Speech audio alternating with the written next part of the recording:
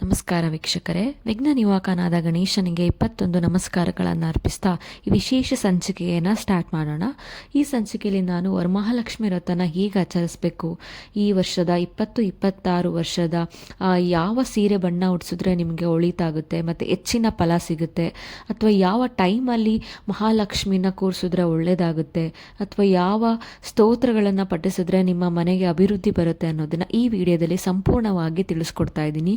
ಮಧ್ಯದಲ್ಲೆಲ್ಲೂ skip ಮಾಡದೆ ಕೊನೆಯವರೆಗೂ ನೋಡಿ. ನಿಮ್ಮ ಮನೆಯಲ್ಲಿ ಆಯಸ್ಸು, ಆರೋಗ್ಯ, ಧನಾಭಿವೃದ್ಧಿ ಎಲ್ಲದನ್ನು ಒಳಿತನ್ನಾಗಿ ಮಾಡಿಕೊಂಡು ನಿಮ್ಮ ಖುಷಿ ಸಂತೋಷದ ವಾತಾವರಣದೊಂದಿಗೆ ಜೀವನ ಸಾಗಿಸುವಂಥ ವರಮಹಾಲಕ್ಷ್ಮಿಯು ನಿಮಗೆ ಒಳ್ಳೆಯದನ್ನು ಮಾಡಲಿ, ಒಳಿತನ್ನು ಮಾಡಲಿ ಅಂತ ನಾನು ಆ ವರಮಹಾಲಕ್ಷ್ಮಿಯಲ್ಲಿ ಬೇಡಿಕೊಳ್ಳುತ್ತಾ ಈ ವಿಡಿಯೋನ ಸ್ಟಾರ್ಟ್ ಮಾಡ್ತಾ ಇದ್ದೀನಿ.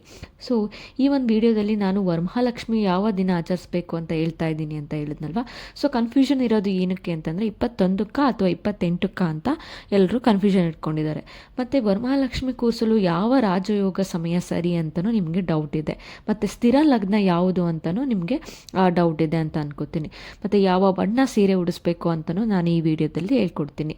ಸೊ ಪಂಚಾಂಗ ಹಾಗೂ ಶಾಸ್ತ್ರದ ಪ್ರಕಾರ ವರಮಹಾಲಕ್ಷ್ಮಿ ಪ್ರತಿ ವರ್ಷವೂ ಜುಲೈ ಅಥವಾ ಆಗಸ್ಟ್ ತಿಂಗಳ ನಡುವೆ ಬರುತ್ತೆ. ಸೊ ಈ ವರ್ಷ ನಮಗೆ ಆಗಸ್ಟ್ ತಿಂಗಳಲ್ಲಿ ಬಂದಿದೆ. ಸೊ ಶ್ರಾವಣ ಮಾಸದ 2ನೇ ಶುಕ್ರವಾರ ಅಥವಾ ಹುಣ್ಣಿಮೆಯ ಇಂದಿನ ಶುಕ್ರವಾರದಂದು ನಾವು ವರಮಹಾಲಕ್ಷ್ಮಿ ಪೂಜೆಯನ್ನು ಆಚರಿಸ್ತೀವಿ ನಮ್ಮ ಶಾಸ್ತ್ರ ಹಾಗೂ ಪಂಚಾಂಗದ ಪ್ರಕಾರ. ಸೊ ಈ ವರ್ಷ ನೋಡೋದಾದರೆ 21ನೇ ತಾರೀಕು ಹುಣ್ಣಿಮೆಯ ಇಂದಿನ ಶುಕ್ರವಾರ ಆಗಿರುತ್ತದೆ. ಸೊ ನೀವು 21ನೇ ತಾರೀಕು ಆಚರಿಸಿದ್ರೆ ಅಧಿಕ ಅಭಿವೃದ್ಧಿ ಫಲವನ್ನು ಪಡಿತೀರಾ. ಆಗಲಿಲ್ಲ ನಮ್ಮ ಕೈಲಿ ಅನ್ನೋದಾದರೆ ಈ ಹೆಣ್ಣು ಮಕ್ಕಳು ಮಂತ್ಲಿ ಪ್ರಾಬ್ಲಮ್ ಇದ್ದರೆ ಅಥವಾ ಋತುಸ್ರಾವ ಅದೇನಾದ್ರು ಇತ್ತು ಅಂದರೆ 28ನೇ ತಾರೀಕು ಸಹ ಆಚರಿಸಿದ್ರೆ ಪರವಾಗಿಲ್ಲ. ಸೊ ಹುಣ್ಣಿಮೆಯ ಇಂದಿನ ಶುಕ್ರವಾರ ಆಚರಿಸಲಾಗುತ್ತೆ ಅಂತ ನಾವು ಹೇಳ್ತೀವಿ. ಸೊ ಯಾವ ದಿನ ಬರುತ್ತೆ ಅಂತ ಹೇಳಿದೆ ನಾನು ಆಲ್ರೆಡಿ, ಅದು 21ನೇ ತಾರೀಕು. ಮತ್ತು ಆಗಸ್ಟ್ 20ನೇ ತಾರೀಕು ಸಂಜೆ 5:55 ನವಮಿ ತಿಥಿ ಪ್ರಾರಂಭವಾಗುತ್ತೆ. ಆಗಸ್ಟ್ 21ನೇ ತಾರೀಕು ರಾತ್ರಿ 8:04 ಮುಕ್ತಾಯಗೊಳ್ಳುತ್ತೆ. ಸೊ ನಮಗೆ ಸೂರ್ಯೋದಯ ಸಮಯ ಆಗಸ್ಟ್ 21ನೇ ತಾರೀಕು ಶುಕ್ರವಾರ ಬೆಳಗ್ಗಿನ ಜಾವ ಸೂರ್ಯೋದಯ ಸಮಯದಲ್ಲಿ ಅನುರಾಧ ನಕ್ಷತ್ರದಲ್ಲಿ 8:15 ಮಾತ್ರ ಇರುತ್ತದೆ.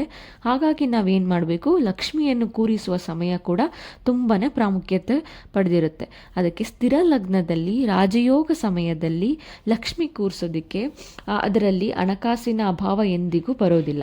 ಸೊ ನಾವು ಲಕ್ಷ್ಮಿ ನಿಮ್ಮ ಮನೆಯಲ್ಲಿ ನೆಲೆಸಿರ್ತಾಳೆ, ಯಾವ ಸಮಯದಲ್ಲಿ ಕೂರಿಸ್ಬೇಕು ಅಂತ ನಾನೀಗ ತಿಳಿಸ್ಕೊಡ್ತೀನಿ.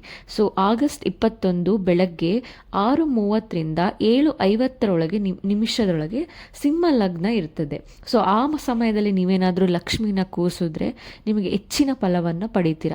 ಮತ್ತು ಈ ವರ್ಷ ನೀವೇನಾದರೂ ಯಾವ ಸೀರೆ ಉಡಿಸ್ಬೇಕು, ಕೆಂಪು, ನೀಲಿ ಅಥವಾ ಪಿಂಕು, ಯಾವ ಕಲರ್ ಉಡಿಸ್ಬೇಕು ಅಂತ ಏನಾದ್ರು ಕನ್ಫ್ಯೂಷನ್ ಇದ್ದರೆ, ಯೂಶ್ವಲಿ ಯಾರೂ ಕಪ್ಪು ಬಣ್ಣ, ನೀಲಿ ಬಣ್ಣ, ಡಾರ್ಕ್ ನೀಲಿ ಇರುತ್ತಲ್ಲ ಅದನ್ನು ಉಡಿಸೋದಿಲ್ಲ.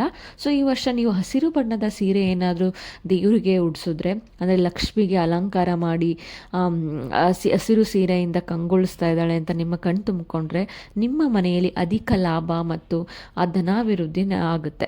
ಮತ್ತು ನೀವು ಯಾವ ಸ್ತೋತ್ರವನ್ನು ಪಠಿಸಬೇಕು ಅಂತ ಅಂದ್ಕೊಂಡಿದ್ರೆ, ನಾವು ಲಕ್ಷ್ಮೀ ಪೂಜೆ ದಿನನೇ ಅಂತಲ್ಲ, ದಿನ ನೀವು ಕನಕದಾರ ಸ್ತೋತ್ರನ ನೀವೇನಾದರೂ ಪಠಿಸ್ತಾ ಬಂದರೆ ನಿಮ್ಮ ಮನೆಯಲ್ಲಿ ಇರುವಂತಹ ಹಣದ ದಾರಿದ್ರ್ಯ, ಫೈನಾನ್ಷಿಯಲ್ ಲಾಸ್ ಆಗಲಿ ಅಥವಾ ಏನೇ ಆದರೂ ಕೈಲಿ ದುಡ್ಡು ನಿಲ್ತಾ ಇಲ್ಲ, ಲಾಭ ಆಗ್ತಾ ಇಲ್ಲ, ನಷ್ಟ ಆಗ್ತಾ ಇದೆ ಬಿಸ್ನೆಸ್ಸಲ್ಲಿ, ಆ ಥರ ಏನಾದರೂ ಅಂದ್ಕೋತಾ ಇದ್ದರೆ ಮನೆಯ ಗೃಹಿಣಿಯರು ಸಹ ಈ ಕನಕದಾರ ಸ್ತೋತ್ರನ ದಿನಾ ಸಂಜೆ ಪಠಿಸ್ತಾ ಬಂದರೆ ಒಳ್ಳೆಯದಾಗುತ್ತೆ. ಸೊ ಅದರಲ್ಲೂ ಈ ವರಮಹಾಲಕ್ಷ್ಮಿ ವ್ರತ ಆಚರಿಸಬೇಕಾದ್ರೆ ನೀವೇನಾದರೂ ಸಂಜೆ ಅಥವಾ ಬೆಳಗ್ಗೆ ಲಕ್ಷ್ಮಿ ಕೂರಿಸೋ ಸಮಯದಲ್ಲಿ ಕನಕದಾರ ಸ್ತೋತ್ರವನ್ನು ಪಠಿಸಿದ್ರೆ ಅದನ್ನು ತಪ್ಪಿಲ್ದಲೇ ಪಠಿಸ್ಬೇಕು. ಸೊ ಚೆನ್ನಾಗಿ ಫಸ್ಟು ಬರೆದು ಕಲ್ತ್ಕೊಳ್ಳಿ, ಅದಾದ ನಂತರ ನೀವು ಕನಕದಾರ ಸ್ತೋತ್ರವನ್ನು ಪಠಿಸಿ.